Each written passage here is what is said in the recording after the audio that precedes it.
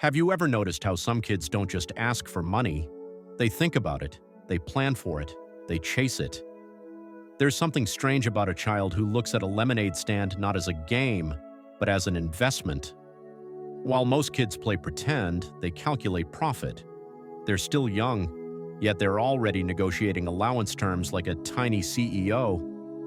So, is it just ambition, or is there something deeper happening in their psychology? Why does a child want to make money before they even understand what money truly is? That's what we're about to uncover. You notice it early. You see value where others don't. Toys become assets. Time becomes opportunity. You're not greedy, you're curious, you're not obsessed, you're driven. But here's the thing. Most people think kids who like money just want to be rich. They think it's ego or materialism or even manipulation. But the truth is, sometimes money isn't about money. Sometimes it's about safety. Sometimes it's about control. Sometimes it's about being seen. Picture this. A child growing up in unpredictability. Maybe the family moves often. Maybe finances are unstable. Maybe emotions change quickly. In that kind of world, money becomes more than coins. It becomes structure, predictability, a form of emotional gravity. Psychologists call this compensatory control theory. When life feels uncertain, the mind tries to find stability wherever it can. For some kids, that stability is attention. For others, it's perfection. But for you, it's money. And this is where it gets complex. Because money is measurable, trackable, safe. Unlike people, it doesn't change its mind. You start paying attention to signals. Who feels trustworthy?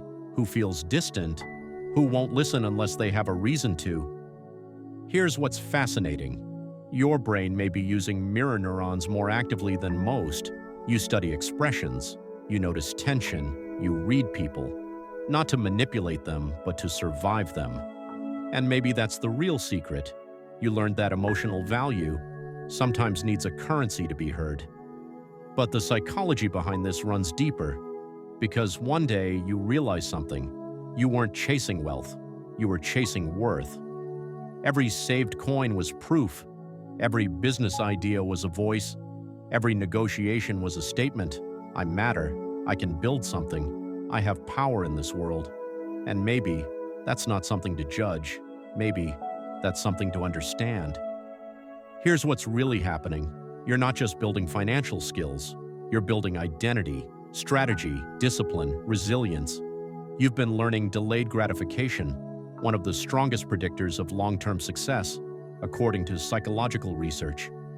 And maybe the biggest lesson is this: money was never the goal.